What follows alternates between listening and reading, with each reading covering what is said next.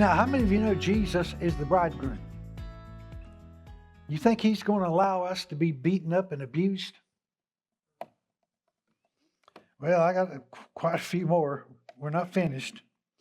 Go with me to Luke chapter 21. Now, there are people who believe and teach that a pre-trib rapture is the great escape. In fact, they'll call it, yeah, that's just the great escape. Well, look here in Luke 21, beginning in verse 34. Watch ye therefore, and pray always, that you may be accounted worthy to what? Escape. Now, Luke 21, that is Luke's account of what Matthew gave in chapter 24 of what was going to take place in the last days before the coming of the Lord. And what is Jesus saying? That you escape all these things that shall come to pass, and to stand before the Son of Man. So Jesus thinks that we ought to escape these things. What do you think? Do you want to be in them? Could you imagine? Once, and we got a lot of scriptures to get into. Can you imagine though, when we see in Revelation chapter 13 that people are required to take the mark, and you can't buy and sell, and with the AI system controlling everything at that point, you'd be completely out of everything. How are you going to live? How are you going to survive? Eating out of dumpsters? How would you survive? You can't go in a grocery store. You can't buy any food. You can't go sell anything. Imagine the horror of being in that situation. And do you think for a moment that God wants us in that situation? How many of you think we ought to escape that? I agree wholeheartedly. We ought to escape that, not participate in it. All right. But let's go back to Revelation chapter 3, and let's look at verse 10.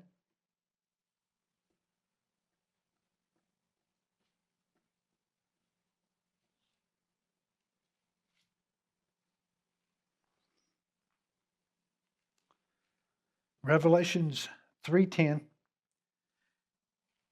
In writing to the church at Philadelphia, he says, because you have kept the word of my perseverance, I also will keep you from the hour of testing, that hour which is about to come upon the whole world to test those who dwell on the earth.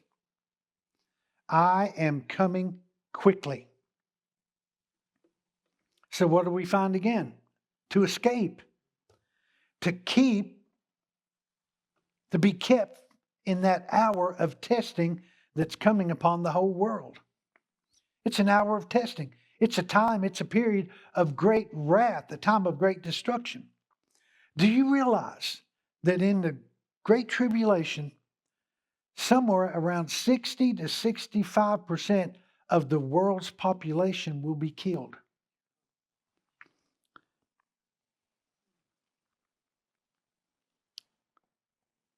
It's a time of judgment for all those who have rejected Jesus. And we talked a little bit about it last week, there are those who get saved after the rapture of the church. They'll sit back and go, my goodness, they were right. They were right. There will be millions upon millions of people missing. And there's going to be a lot of open graves as well. And so people will be saved. And how many of you know that just shows the mercy of God one more time? He wouldn't have to do that, would he? But he's still merciful. And with all of his enemies, they get one more opportunity. Now, they will have to reject the mark. And the Bible says when they reject the mark, the overwhelming majority of those who reject the mark of the beast will be beheaded. And they are known as the tribulation saints. And they are dressed with white robes. They are different than we are. We, the church, are dressed in fine linen. Two different, distinct groups of people. All of them saved. And thank God people can be saved during the tribulation period. Amen. And would you hate to be left behind? Witnessing the greatest event the earth has ever seen. The catching away of the church, and to realize you missed it. You didn't go. See, there are people that go to church and don't get saved. Being in church doesn't save you.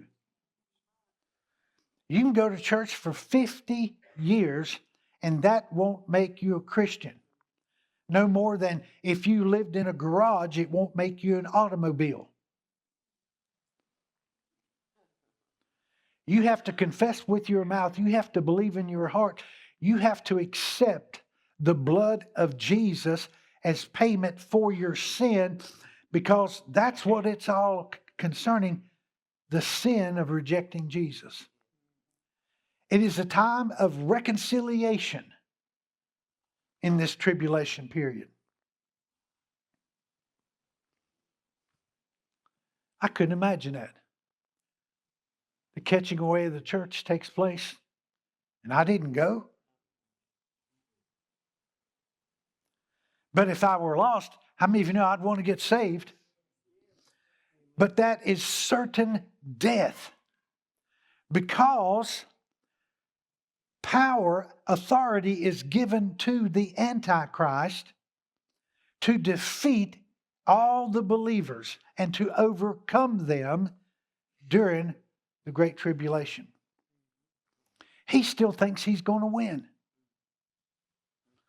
So he's setting his Trinity up to take complete control of planet Earth. He knows there's going to be a battle, and he still thinks he can win it, but he can't. And he's not smart enough to realize that. But the tribulation, it's going to be a terrible time. And I'm just being honest with you. We have not been appointed for that.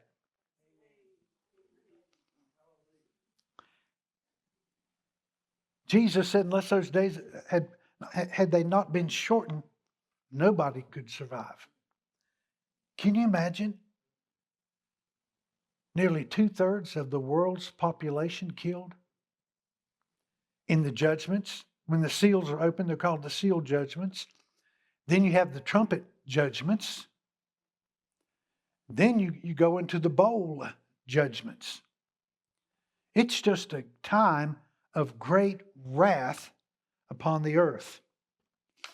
But anyway, Jesus thinks that we ought to escape that time of trial and testing.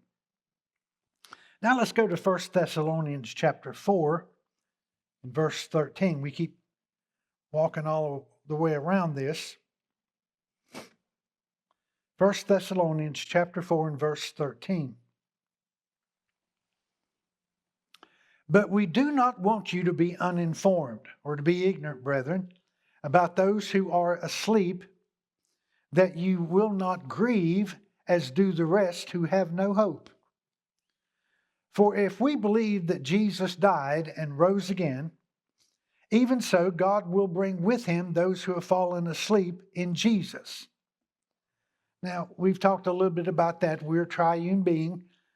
What makes us different is God sent his Son to pay the price for our sin that we might be revived and resurrected spiritually. That's why he said to Nicodemus, you got to be born again. Everybody's born alive unto God, but somewhere along the line, just like the first Adam, we stood before the tree of the knowledge of good and evil and the tree of life, and we ate the wrong fruit. We wanted to know what it was like to disobey. And we all did it, and our foolish heart was darkened. Paul said, apart from the law, I was alive, but when the commandment came, sin revived, and I died. What's he talking about? Spiritual death. And so now we are born again. If we have loved ones who have already passed on, their body died, but their spirit was in the very presence of the Lord. That's what Paul said. To be absent from the body is to be present with the Lord. But they still have a dead body. And what's going to happen is God is going to resurrect that mortal, dead body and replace it with a glorified body. Amen.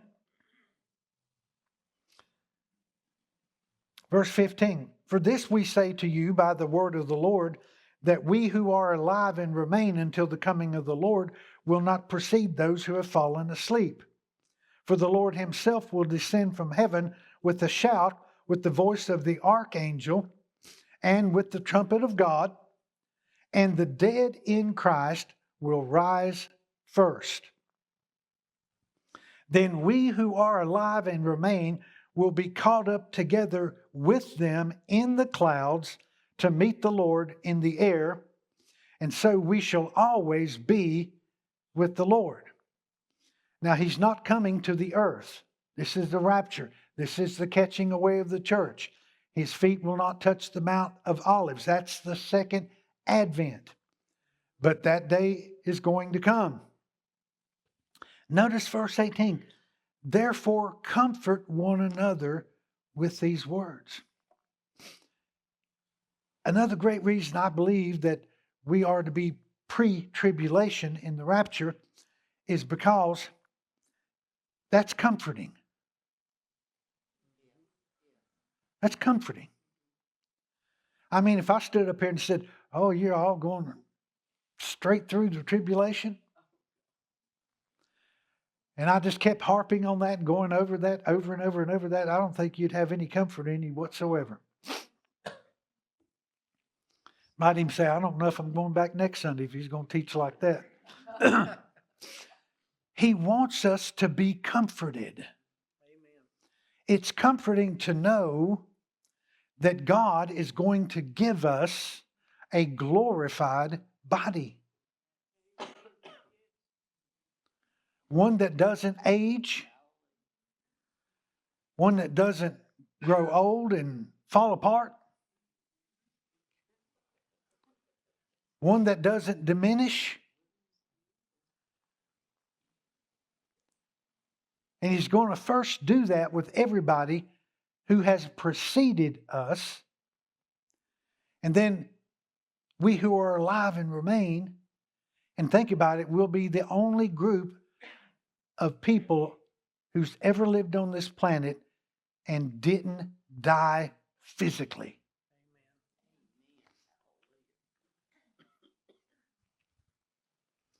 Everybody else can give a reason why they died. And when they look at us and say, well, how did you die? You can just say, well, I didn't. So it's comforting to know that God is going to take the church out of the way. We're going to be at the marriage supper of the Lamb. We're not going to have to face this time of great wrath upon the earth. Now let's go to 1 Thessalonians chapter 5. One chapter over. We're going to begin reading in verse 1. Now as to the times and seasons, brethren, you have no need of anything to be written to you, for you yourselves know full well that the day of the Lord will come just like a thief in the night. While they are saying peace and safety, then destruction will come upon them suddenly, like labor pains upon a woman with child, and they will not escape. But you, brethren, are not in darkness, that the day would overtake you like a thief. For you are all sons of light and sons of day. We are not of the night, nor of darkness. So then let us not sleep as others do, but let us be alert and sober. For those who sleep do their sleeping at night, and those who get drunk at night. But since we are of the day, let us be sober, having put on the breastplate of faith and love, and as a helmet, the hope of salvation. Notice the next statement in verse 9.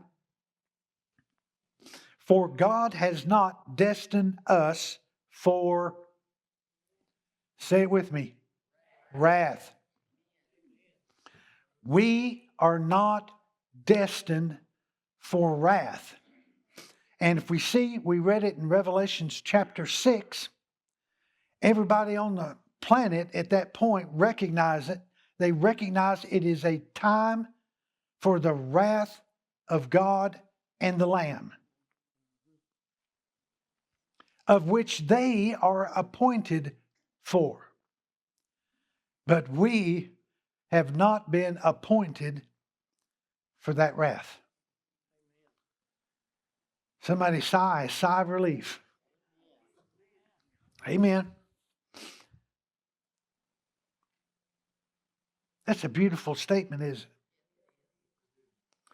We have not been appointed for wrath.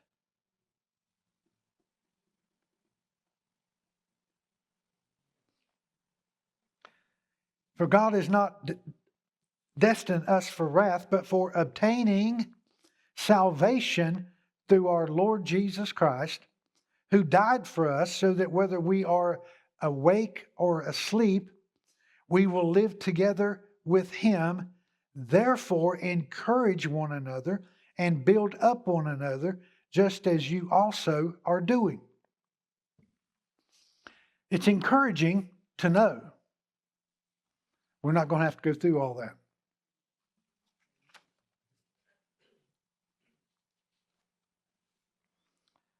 Go with me to 1 Corinthians chapter 15. You know, the Bible has a lot to say about the rapture. 1 Corinthians chapter 15. We're going to begin reading in verse 50. Behold, I tell you a mystery. We will not all sleep.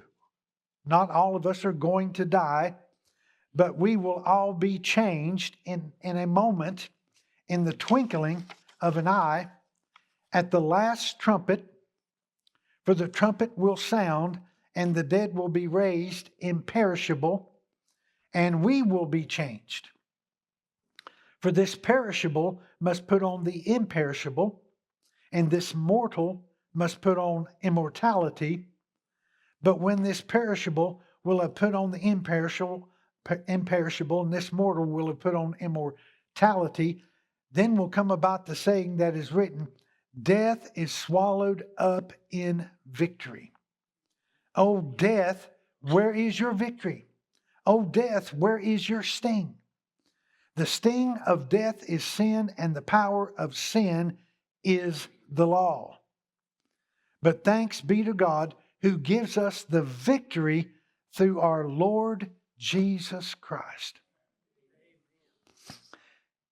Church, the thing that he's going to do for us, he's going to bring us back into a glorified triune state where we have a glorified physical body that has no limitations on it whatsoever. And the body is that which produces the soul, the mind, the will, and the emotions, and think about how preserved your soul's going to be because it's projected from a glorified body.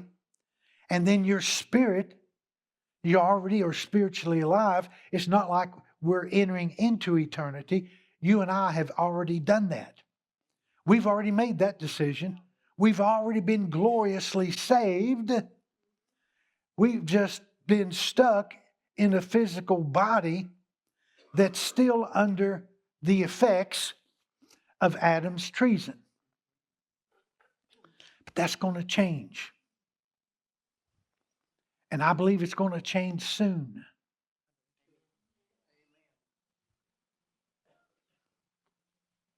I didn't say tomorrow. I didn't pick a day. I didn't pick an hour. But you know, I think everybody senses something is going on. Things have shifted in the atmosphere. Even lost people can pick up on it. But we all know something is about to happen. And didn't Jesus say, when you see all these things happening on the earth in Matthew 24, look up. Look up. Your redemption draweth nigh. When you see these things happening, I don't want to be a believer who's just so caught up in things that I miss the signs of the times. Because seeing the signs of the times is what's going to encourage us to be ready and prepared and fulfill our role in His master plan. If I look out here and see, we don't have a whole lot of time left. My theory on that, just depending on when He was crucified, some think it's 30 AD, some 32, could have been 33, somewhere along in there. And you add 2,000 years of church age to that, and that puts us in 2030, 32, 33. And we're running out of 2025. And if it's 30 AD, that gives us what? 5 years.